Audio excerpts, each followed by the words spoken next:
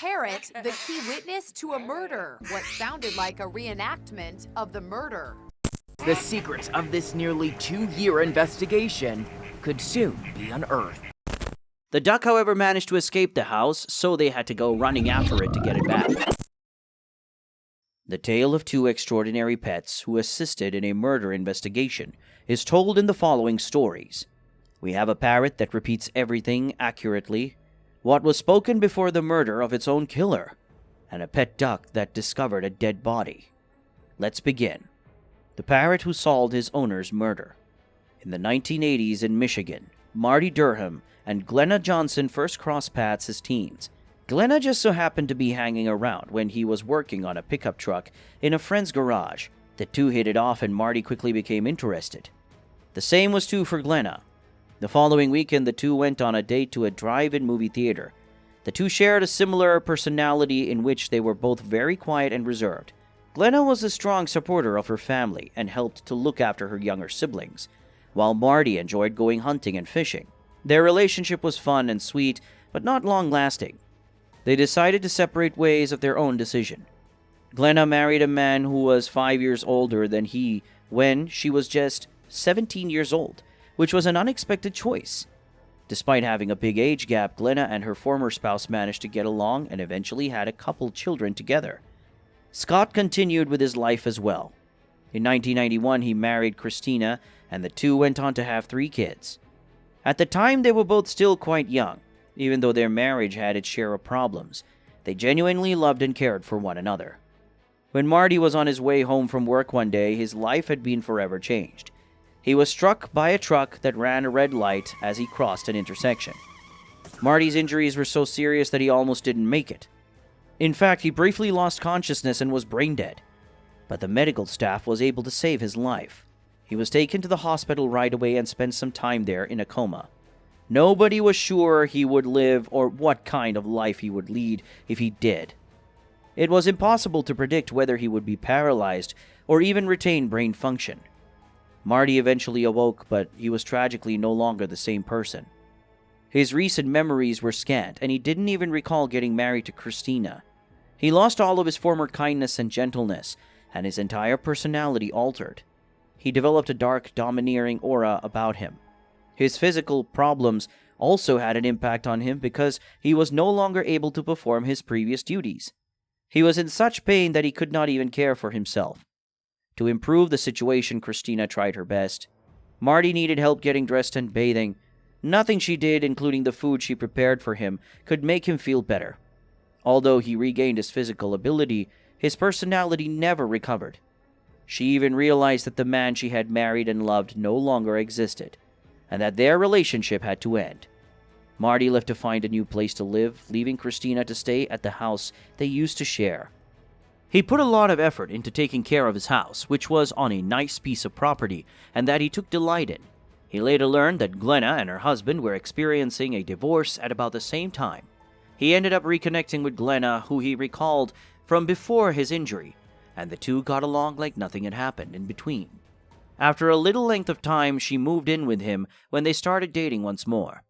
There were also 2 of Marty's sons staying there at the time. Glenna's children would remain in their father's care, in order to spare them from any additional difficult transitions. Bud, Marty's African gray parrot, shared their home with them and would go on to play a crucial role in this tale. After getting married, Glenna and Marty did everything together, including going on walks and playing casino games. They appeared to be the ideal pair and to be quite content. However, there are downsides in any partnership. The personality changes Marty underwent following his accident played a role in this relationship. Along with being quite intrusive, he had to always be aware of Glenna's whereabouts and what she was up to. As you might expect, this strains not only their relationship but also the relationships of everyone else in the home. In actuality, Marty's sons left the house as soon as they had the chance. People who knew Marty and Glenna were aware of their challenging circumstances. When May of 2015 finally arrived, Marty and Glenna's neighbor just so happened to notice that she hadn't seen them leave their house in a while. She made the decision to go over and check on them. She knocked on the door, but no one answered. She glances through the window, but doesn't see anything. Then she simply returns home. Glenna became quite worried when 3 days later the neighbors still hadn't seen Marty or her leave the house. She goes back over to the house and knocks again, but this time she gets no response. The neighbor enters the house and starts yelling for Marty or Glenna. After this time, she really tries the doorknob and finds the doors unlocked, thinking that something awful must have happened. She makes her way up the stairs because she doesn't see anything odd on the main floor of the house. There was blood all throughout the room, and Marty and Glenna were both motionless on their beds, believing they were dead. As quickly as he could, the startled neighbor left the house and dialed the police. Even the police thought Glenna and Marty were dead when they got on the scene. It takes them over an hour after arriving at the house before they realize she truly still has a pulse. They find out about this and hurry her to the hospital to try and save her life. Marty has reportedly already passed away, according to confirmation. It was found that Glenna also received some head bullets, while Marty had many gunshot wounds. When the cops arrived, they found the house in chaos and a gun behind the couch. The gun was brought in as evidence since it was thought to be the murder weapon. The first thing they did was try to figure out if this was some kind of burglary gone bad. However, they discovered no evidence of a forced entrance, no damaged windows, and the door was still functional. There was no indication that this argument included two partners. After all, this pair was well liked and gave off the impression that they were very much in love. What could possibly have occurred to result in this horrifying, sad scene? In their current estimation, Glenna will be the main witness who can shed light on what took place. She was still asleep, and she was also much too hurt to be able to respond to any questions. Her injuries were probably going to be okay, but it wasn't impossible to predict when she would wake up. In order to find out what Glenna's future contained, the police started looking into the couple's life as they waited. Marty had been given prescription medicines to alleviate the ongoing agony he was experiencing as a result of his injuries. But as it turned out, there was a lot more going on than what was apparent. These substances were opiates, but he wasn't taking them as a doctor had instructed. He was only taking the bare minimum to get by, and he and Glenna would sell the remaining illegally. They might make a tidy profit by doing this, earning as much as $4,000 per bottle occasionally. Scott, Marty's cousin, had learned about what he and Glenna had been doing and had warned him against engaging in such risky behavior. He advised Marty that if he was going to do this, he should at least arrange for clients to meet him somewhere, rather than showing up at his place. Marty continued to let individuals looking to acquire narcotics meet him at his home despite disobeying this instruction. The police found this information to be quite helpful because it provided them with a potential motive. At Marty and Glenna's house, a botched narcotics transaction might have taken place. Actually, it would be quite easy. The visitor would have been welcomed and allowed entry right away. All they would need to do from that point forth is draw a gun on the trusted couple and carry out their desired actions. This would account for why there was no break-in in the house. The couple's closest friends, including Marty's sons, thought that there was much more to the tale. They claimed that they frequently saw the couple bickering and that their fights might get violent. Glenna and Marty would both make threats of physical harm to one another. Marty, though, appeared to say things that he didn't truly mean in the heat of the moment. Glenna seems to take these threats seriously and to actually mean them. Marty's sons thought Glenna might have been the one responsible for everything. Glenna, though, stayed in the hospital. The house was open for Marty's kids to enter. Marty's daughter took a particular interest in combing over the documents in an effort to piece together what might have happened before this terrible incident. She ultimately discovers a manila envelope with many notes written by Glenna and addressed to her children inside. She noticed as she read the letters that Glenna was expressing regret of being a bad mother. It was soon apparent that these were probably meant to be goodbye letters for her children. The only issue was that she did not actually carry out her intention to commit suicide on herself, as she ended up surviving everything that occurred. These letters were ultimately given to the police by Marty's kids, and it was soon apparent that the investigation had changed course. Police now think Glenna may have actually intended to kill her own husband, and that this may have involved more than just a bad drug trade. The gun assumed to be the weapon was actually discovered downstairs, which presented a challenge for this scenario. Glenna and Marty were discovered shot upstairs in the meantime. Could Glenna really have shot her husband than herself, and still managed to climb the stairs to their bedroom? It appears that's exactly what took place.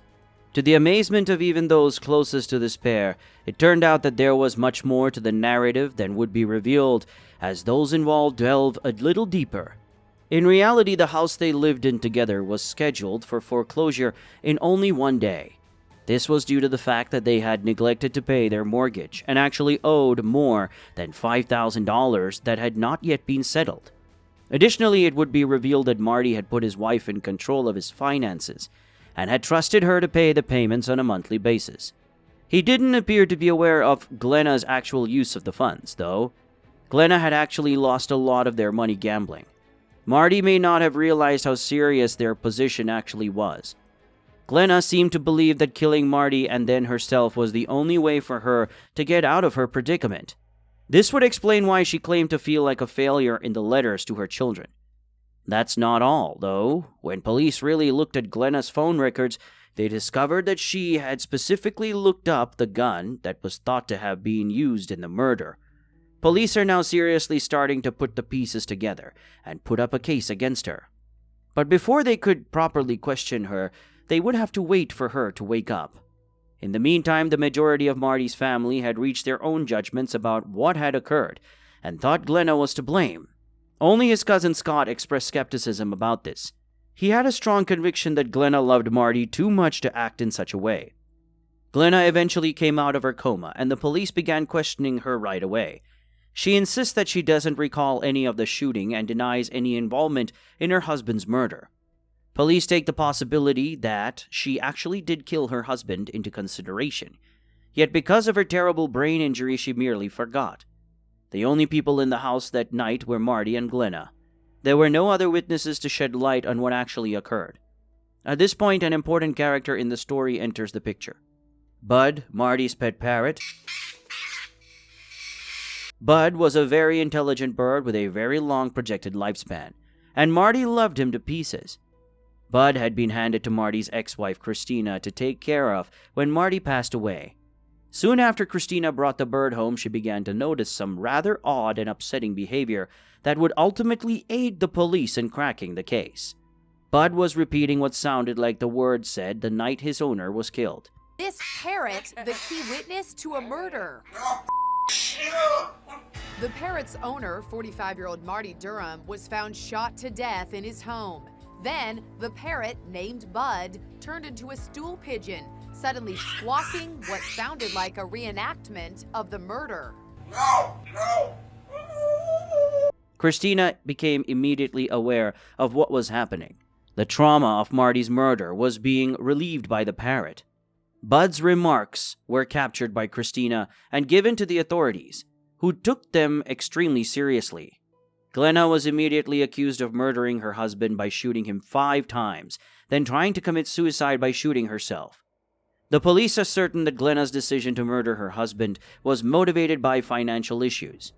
Would Glenna be able to be defeated by Bud's remarks and the rest of the evidence? Thank goodness it would. What about poor Bud, who was forced to endure this tragedy on top of losing his owner? He currently resides with Christina in a joyful, secure home. But he doesn't seem to be going to forget what happened anytime soon. I felt it. I literally felt what the bird was going through. Bud is now in the custody of the murder victim's ex-wife, Christina Keller. When Bud says those words, I feel like it's being relived in front of me. My house goes cold. Glenna Durham was appropriately given a life sentence. Her family continues to deny that she is at fault. She was a sweet little old lady. She'd give you the clothes off her back if she could. What really happened to her? The secrets of this nearly 2-year investigation could soon be unearthed. The duck. Officials believe Nellie has been murdered for a number of years. However, they have not yet pinpointed exactly when or how. What remained of Nellie Sullivan wasn't discovered by the police at first. In fact, the circumstances surrounding her body's discovery are so bizarre. What actually happened was that a family kept a duck as a pet in April 2022 at a trailer park in North Carolina. The duck, however, managed to escape the house, so they had to go running after it to get it back. The duck eventually made its way underneath the trailer, and in order to save it, the owners had to partially go beneath it. The duck eventually made its way underneath the trailer, and in order to save it, the owners had to partially go beneath it. They made a horrible and horrifying discovery there. Nellie Sullivan's body was being kept in a secret container beneath. Those who were renting the trailer at the time were not related to her or her spouse. They contacted the authorities as soon as they learned what was buried beneath their house. The duck was congratulated by the sheriff in charge of the investigation for eventually assisting in the discovery of Nellie's remains. If I could give that duck a medal, I would. Nellie may have been relocated to the spot where she was discovered rather than murdered there. According to some theories, Nellie vanished in the year 2020. She was elderly, had dementia, and other physical health issues. Her case was handled as if it were a missing persons case. At around 4 o'clock, they received a call about a suspicious item found by the current renters. Detectives later found human remains on the exterior of the home. Our cameras captured the moment those remains were carried to an EMS truck. You can see a box wrapped in what appears to be a black garbage bag. Sullivan's granddaughter, Angela Wamsley, and Mark Barnes were charged with concealing the death of Sullivan. They listed this mobile home, 11 BDI Lane, as their address when arrested. Before they were even detained in connection with the horrifying and heartbreaking Nellie Sullivan case, it would turn out that the pair was actually well familiar with law enforcement and had a pretty nasty criminal background. After she passed away, the pair actually went even further than just filling her medications. They apparently were also gathering her security checks. There is obviously a lot of information that is still in progress and has not yet been made available to the public in this case, even though the trial has not yet begun. This couple will probably serve a considerable period of time in prison if they are found guilty in relation to this murder, if not for their entire lives. For the sake of Nellie Sullivan's life as well as the legacy of everyone who knew and adored her, it is hoped that justice is served as quickly as possible. There you have it. We frequently undervalue pets and their abilities, but these are actually 2 cases that would not have been resolved if the clever pets involved in them had never been a part of them. Thanks for tuning in.